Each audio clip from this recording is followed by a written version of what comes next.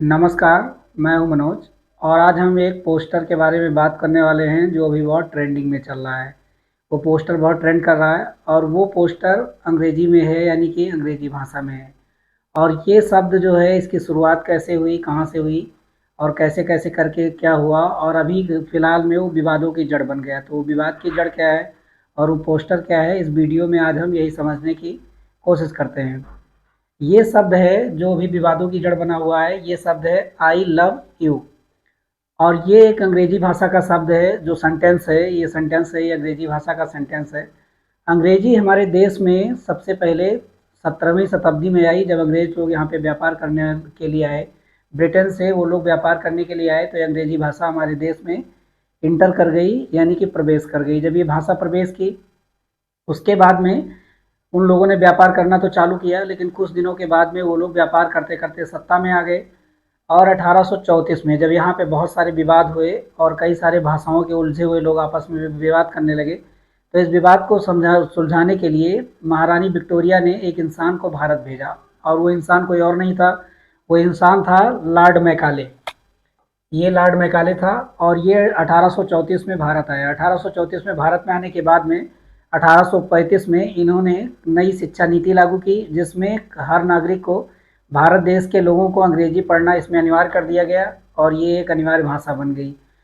और अंग्रेजी भाषा आज तक भी बहुत सारे लोगों को हमारे देश में समझ में नहीं आई। वो लोग इस भाषा के बारे में नहीं जानते हैं, ना तो इन भाषा के बारे में उनकी बहुत अच्छी खासी पकड़ है। लेकिन ये एक ऐसा सेंटेंस था, चाहे वो बकरी चराने वाला हो, चाहे वो गाय चराने वाला हो, चाहे कोई भी हो, या नीचे से नीचे आदमी जो कभी स्कूल नहीं गया हो, उसे इस सेंटेंस का मतलब पता चल गया। और ये सेंटेंस यही था जिसके बारे में हमने बात की। इसमें 3 वर्ड हैं। इन 3 वर्ड में क्या है, एक सबसे पहला आई है। आई जो है सब्जेक्टिव केस है। और उसके बाद में लव है। यहाँ पे अब जो पोस्टर बिक रहा है, जो पोस्टर अभी ट्रेंडिंग में है, उसमें ये हार्ट बना दिया गया। जो लव 4 वर्डों का, 4 लेटर का था, उसको हटा दिया गया और ये हार्ट का शेप बना दिया गया। और ये बहुत पुराना ट्रेंडिंग है और ये एक वर्ब है, यानी जिस काम को करना है। और यू जो है ये ऑब्जेक्ट है, ऑब्जेक्टिव केस है। अब सब्जेक्टिव और ऑब्जेक्टिव केस में बहुत डिफरेंस होता है, इस चीज़ को भी हमें समझना चाहिए। जो सब्जेक्ट होता है वो कोई, मतलब कोई होता है, और जिसके लिए कोई वो काम को कर रहा होता है, वो ऑब्जेक्टिव केस होता है। अब ऑब्जेक्टिव केस कोई भी हो सकता है, लेकिन जब हम इस शब्द को बोलते हैं तो जो आई जो होगा, जो इस शब्द को बोलेगा वो वही होगा, और जिसके लिए बोलेगा वो अगला वही वाला होगा। हम इस शब्द के माध्यम से किसी को ये बताना चाहते हैं, जो वर्ब जिसका हम यूज करना चाहते हैं, इस शब्द के माध्यम से, इन शब्दों के माध्यम से उसको ये बताना चाहते हैं कि हम आपके साथ में, हमारा ये वाला संबंध है, और अपने संबंध को जाहिर करना चाहते हैं और किसी पर्टिकुलर व्यक्ति को ही बताना चाहते हैं। हाँ, कई बार क्या होता है कि इसमें जो ऑब्जेक्टिव केस होता है, इसमें एक लोग ना होके कई सारे लोग होते हैं और उनका मतलब बहुत अलग अलग होता है, बहुत सारे मतलब होते हैं। लेकिन जो अभी विवाद हुआ है, वहाँ पे जो सब्जेक्ट है, वो भी, जो लोग बोल रहे हैं वो लोग भी एक ही हैं। बोलने वालों की संख्या ज़्यादा हो गई है, लेकिन जो बोल रहे हैं वो एक ही हैं। लेकिन जो ऑब्जेक्ट है वो एक ही है, ऑब्जेक्टिव केस यही है। ये शब्द हमारे भारत में काफ़ी प्रचलित हुआ और सिनेमा जगत में इसका सबसे ज़्यादा इस्तेमाल किया गया। लोगों ने इसको बेचा और बहुत सारे लोग बहुत सारे पैसे कमाए। पैसे कमा के वो लोग आज हाई पीक पे बैठे हुए हैं। उनका कोई मतलब नहीं है। आजकल सिनेमा जगत जो है हमारे भारत का, जो बॉलीवुड की मूवियाँ हैं, हॉलीवुड की जो मूवियाँ हैं, वो बहुत ज़्यादा नीचे गिर चुकी हैं। अब कोई नहीं देखता, क्योंकि इनकी असलियत को लोग समझ चुके हैं। और उसका एक मतलब और भी है कि मोबाइल का ज़माना आ गया, तो मोबाइल के दौर में अब मूवियाँ देखना लोगों ने कम कर दिया है। ज़्यादातर लोग सोशल मीडिया में ही बिजी रहते हैं। तो ये वाला शब्द है। अब ये वाले शब्द में विवाद कैसे हुआ, कैसे विवाद आया, वो हम आगे समझते हैं।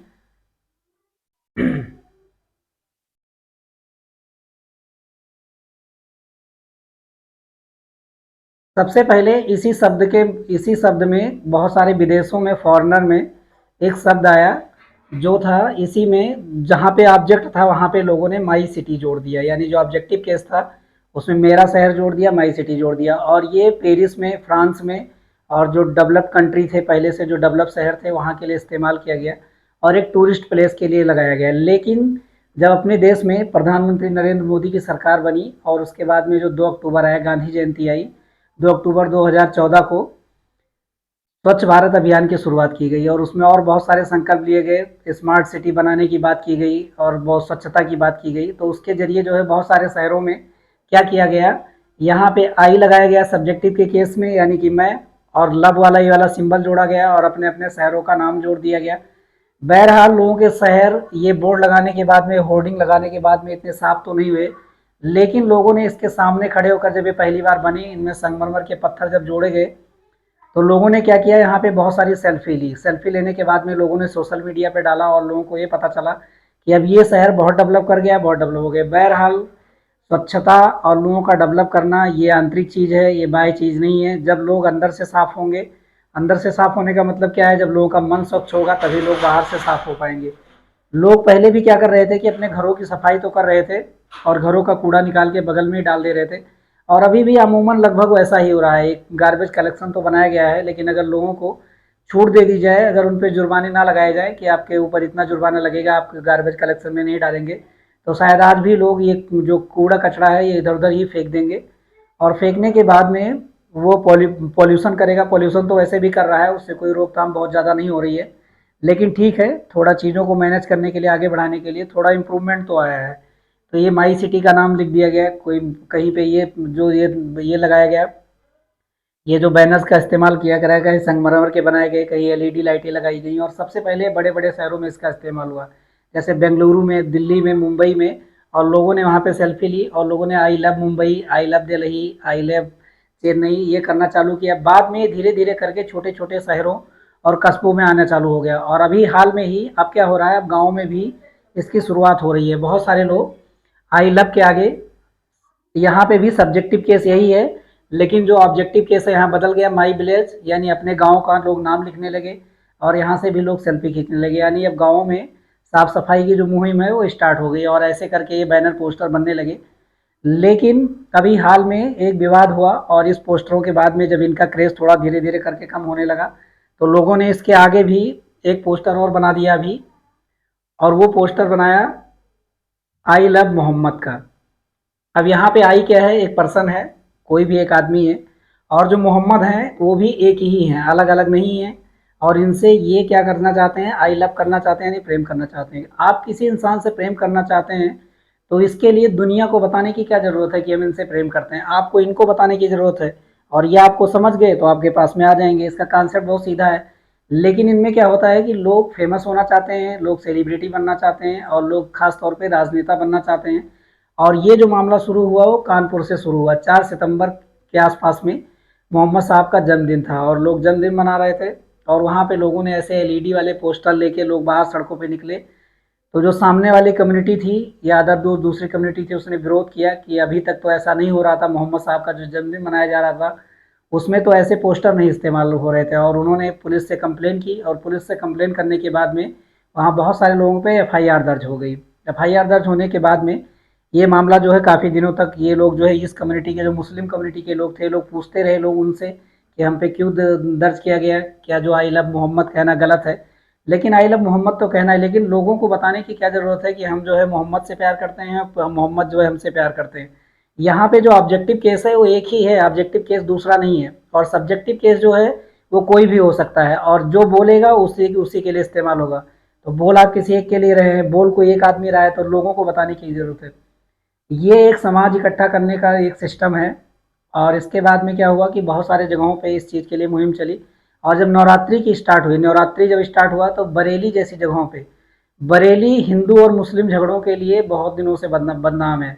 और मैं बरेली में 4 साल रह चुका हूँ, वहाँ पे 4 सालों में लगभग 10 बार मैं कर्फ्यू जैसी घटनाएं देखा हूँ, और कई लोगों को मरते हुए देखा हूँ, क्योंकि वहाँ पे जब दंगे हुए कई लोग पुलिस के बुलेट से मारे गए, जब पुलिस ने आंसू गोले छोड़े और जो गोलियां दागी उससे लोग मारे गए, और कई लोग आपस में भीड़ भीड़ के भी यहाँ पे लोग मरे, और यहाँ पे बहुत सारे दंगे हुए। अभी जब नवरात्रि आया तो यहाँ के एक मौलाना साहब ने लोगों की भीड़ इकट्ठा की, और वहाँ पे पुलिस बल भी आया। जब पुलिस बल ने उन्हें उस पार्क में इकट्ठा होने के लिए रोका, तो उन लोगों ने पथराव करना स्टार्ट किया और इसका विरोध करना स्टार्ट हुआ। तो पुलिस ने लाठियाँ चार्ज की, वो लोग भाग गए, और उनकी चप्पलें जो थी वो वहीं पे छूट गई, वहीं रह गई, और अभी भी बहुत सारे लोग फ़ोटो बना के डाल रहे हैं कि उनकी चप्पलें वहीं छूटी हुई हैं।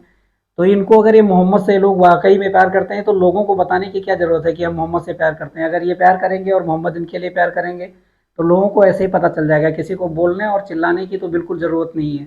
अब ये हुआ, और अभी ये पूरे देश में ये वाला पोस्टर जो है सारे शहरों में और देश के अलग अलग जगहों में, इवन दक्षिण भारत में भी ये ट्रेंडिंग में आ गया है, और लोग इसको लेकर धरना प्रदर्शन कर रहे हैं। और ये कुछ नहीं, एक राजनीतिकरण है। लोग ये कहना चाह रहे हैं कि अभी की जो सरकार है वो इनका सपोर्ट नहीं कर रही है। सपोर्ट करने का मतलब ये है कि क्या मुस्लिम कम्युनिटी के जो लोग हैं वो क्या आईएएस ऑफिसर नहीं बन रहे हैं, वो आईपीएस नहीं बन रहे हैं, वो सेना में नहीं जा रहे हैं, वो टीचर नहीं बन रहे हैं? क्या उनके जब वो एग्जाम पास करते हैं तो उनको बाहर निकाल दिया जाता है? क्या जब वो पढ़ने जाते हैं तो उनको स्कूल से बाहर निकाल दिया जाता है? क्या उनका एडमिशन नहीं लिया जा रहा है? लेकिन ऐसा कुछ नहीं है। लेकिन इनके दिमाग में यही चल रहा है कि इनके लिए अच्छा नहीं हो रहा है, और जब हम सरकार बनाएंगे तो जैसा अभी हो रहा है हम इसका उल्टा करेंगे, यानी कुछ भी अच्छा करने की बात नहीं चल रही है। इसके विरोध में कई सारे दूसरी कम्युनिटी के लोग समाज में आ गए, और ये जो है बहुत सारे मंदिरों के सामने जो है ये वाला ट्रेंडिंग जो है, ये पोस्टर का, जो पोस्टर की बात जो चल रही थी, जो बैनर्स बनाए जा रहे थे, जो बोर्ड बनाए जा रहे थे, ये आई लव महादेव पहले से अवेलेबल था। मैंने कई सारे फोटो को सर्च मारा तो हमें ये आई लव महादेव पहले से मिल गया। अब ये होने के बाद में कई सारे लोग ये आई लव मोहम्मद की जगह जो है आई लव महादेव का फोटो लेके समाज में उतर गए और इस चीज़ का विरोध करने लगे कि अगर आप आई लव मोहम्मद करोगे तो हम आई लव महादेव करेंगे। अब इनको भी ये समझना चाहिए कि महादेव से अब ये इन्होंने विरोध के रूप में ये उतरे, वो मोहम्मद के प्यार में उतरे थे और उनकी मंशा क्या थी ये तो नहीं मालूम, वो क्या कहना चाह रहे थे, बैनर पोस्टर लेके वो क्यों उतरे थे, क्या एक राजनीतिकरण था, क्या समाज को इकट्ठा करने का एक तरीका था और वो अपनी यूनिटी और कम्युनिटी को बताना चाह रहे थे? तो ऐसा नहीं है। अब ये विवादों के घेरे में आ गए, ये बीएस करके हो गया। और इनका जो मोहम्मद का मेन विवाद हुआ था प्रशासन के साथ में हुआ था, अब इसमें जो है दूसरी कम्युनिटी के लोग उतर के आ गए हैं। अब बहुत सारे लोग ये सोच रहे हैं कि इसका क्या कोई सॉल्यूशन है, तो इसका जवाब है कि हाँ, इसका सॉल्यूशन हमारे पास में पहले से अवेलेबल है। ऐसा नहीं है कि ये सॉल्यूशन हमारे पास नहीं है। और जब मैंने उस सॉल्यूशन की, ये जो बैनर्स थे इसकी जब मैंने सर्चिंग की, गूगल्स पे जाके सर्चिंग की, तो वो पोस्टर हमें नहीं मिला। वो पोस्टर मैंने खुद बनाया है। अगर लोग चाहें तो उसका इस्तेमाल कर सकते हैं। बहरहाल उसको भी लोग निगेटिव वे में इस्तेमाल करेंगे, लेकिन उसका सॉल्यूशन है। उसका सॉल्यूशन क्या है? आप सीधे तौर पे अब जो ऑब्जेक्टिव था जिसके लिए आप प्यार करना चाह रहे थे वहां पे आप एक शब्द लगा दीजिए, भारत का संविधान। और जो आपका ऑब्जेक्टिव, जो सब्जेक्टिव है वो सेम रहेगा, और जो आपका ये था वर्ब्स था वो भी सेम रहेगा, भारत का। सही, ये इसका तोड़ है और ये इसीलिए बनाया गया है। मालूम था कि जो हिंदू मुस्लिम का ये है, ये साथ में इतना सही से जो उनके धर्मों के नियम है उनके हिसाब से नहीं चल पाएगा, इसीलिए इस संविधान का निर्माण किया गया है। इसमें लड़ने झगड़ने की बिल्कुल ज़रूरत नहीं है। और लड़ने के बाद में अगर ये मुस्लिम लोग अगर ये सोच रहे हैं कि हम जो है लड़ाई करने के बाद में, ये दंगे करने के बाद में भारत जैसे देश में अपने आप को इफेक्टिव बता लेंगे, अपने आप को इफेक्टिव कर पाएंगे, तो ये बिल्कुल गलत है। इनकी निगेटिविटी आएगी। और उसमें से बहुत सारे कम पढ़े लिखे लोग ऐसे हैं कि वो विवादित बयान दे रहे हैं।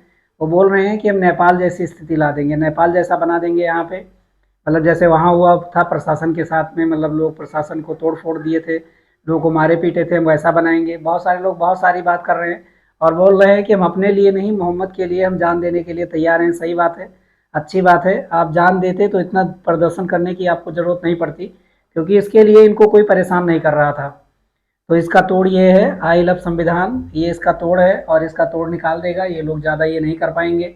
और ये वाले बैनर लोगों को लेके मार्केट में उतरना चाहिए कि इसका तोड़ यही है, और इससे इनका सॉल्यूशन मिल जाएगा। आज के लिए इतना ही। आई होप सो आप इस टॉपिक को समझे होंगे। मिलेंगे अगले वीडियो में एक नई टॉपिक के साथ में। तब तक के लिए जय हिंद।